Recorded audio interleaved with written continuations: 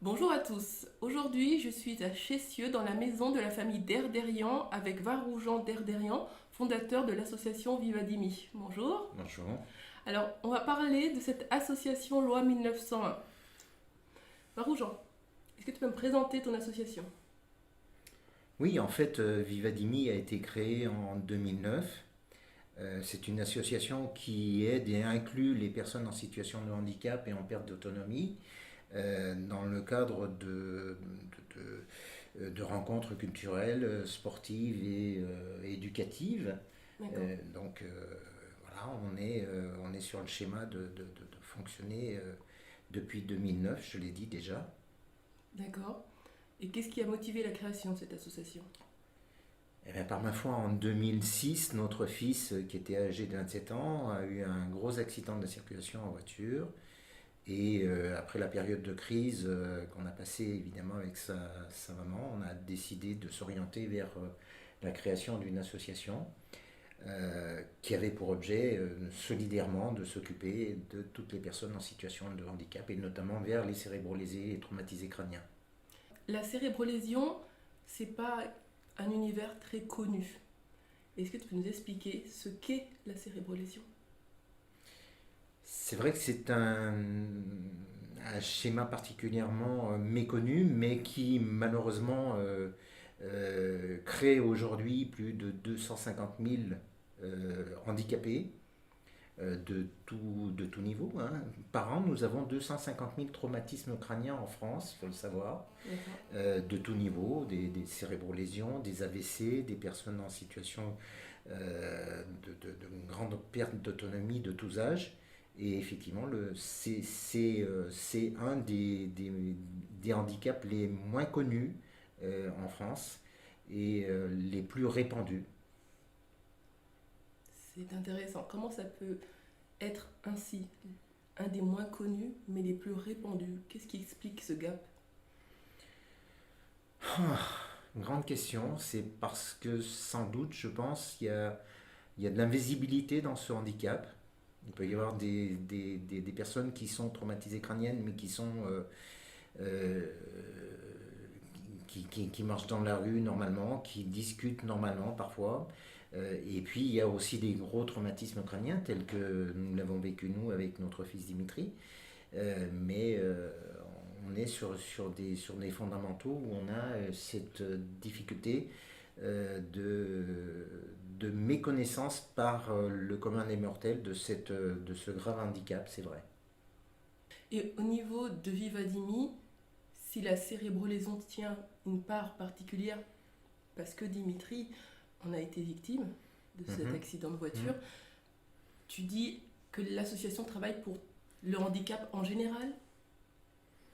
Oui, on a décidé effectivement avec Viviane et avec les adhérents de l'association qui ont démarré cette association donc en 2009, on a décidé de s'orienter vers euh, le handicap d'une manière générale, vers la perte d'autonomie d'une manière générale, parce qu'il me semble qu'on est sur un schéma d'inclusion du handicap dans la société civile et qu'on ne peut pas mettre de côté tel ou tel handicap par rapport à un autre.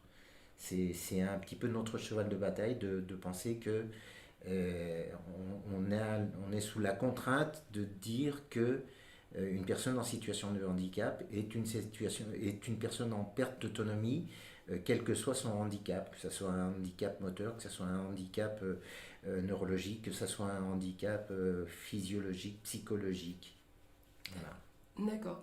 Donc, intellectuel, pardon. pas de souci. Et quelle forme ça prend?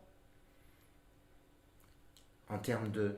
L'association est orientée vers l'inclusion des personnes en perte d'autonomie et personnes handicapées dans la société civile. Oui. C'est l'intention et la volonté qui forment l'association. Et quelle forme ça prend? Quelles actions ça revêt? Ouais, on a décidé effectivement en 2009 non seulement de créer une maison partagée pour traumatisés crâniens, pour cérébrolésés, mais aussi en mitoyenneté, un centre d'animation et d'activité et d'accueil pour les personnes en perte d'autonomie et les personnes handicapées Quand je parle de personnes en perte d'autonomie, on est aussi sur l'intergénérationnel, hein. D'accord. On est aussi évidemment sur les personnes âgées. Et il me semble que l'inclusion dans la société civile doit parfaire cette intergénérationnalité, si je puis m'exprimer ainsi. Tu peux. Néologisme, peut-être. Mais bon, on est sur ce schéma-là et je pense que cette mitoyenneté et cette possibilité pour les personnes cérébrolésées d'aller à la rencontre d'autres personnes en perte d'autonomie euh, peut faciliter cette inclusion dans la société civile. Très bien. Merci beaucoup pour cette présentation de Vivadimi. Alors, cette vidéo, entre autres, va être partagée sur la page Facebook. Mhm. D'accord. Pourquoi?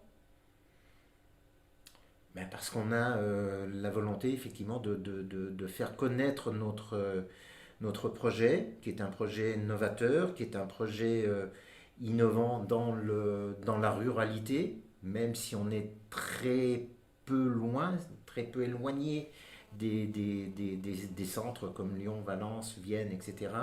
On est quand même en ruralité. On est dans un schéma rural particulièrement intéressant à tous les niveaux. On est dans un, dans un milieu naturel, D'accord. verdoyant.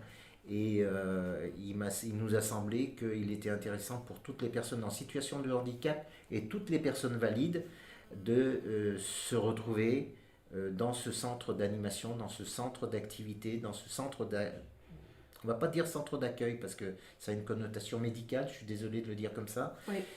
Mais on a la volonté aussi par la suite, j'en ai pas parlé, mais on a la volonté aussi par la suite de créer un village de vacances et de répit D'accord.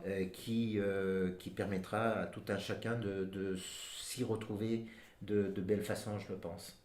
Donc, s'il fallait synthétiser tout ce qu'on vient de se dire, Vivadimi, c'est une association qui est porteuse d'une promesse, celle d'inclure dans la société civile les personnes en situation de handicap et en perte d'autonomie. Exact. Que cette promesse s'exerce à travers ces projets que sont ce centre d'accueil et de répit, centre de vacances et de répit, cette maison partagée, et également ce lieu d'animation. Exactement. Et cette vidéo est une invitation au monde, j'ai envie de dire, à découvrir encore plus ce projet, à participer et à faire que cette promesse devienne réelle. Mais j'espère bien que c'est ça. Merci. Merci à toi et merci à vous pour le fait d'avoir regardé cette vidéo. À très bientôt. Merci.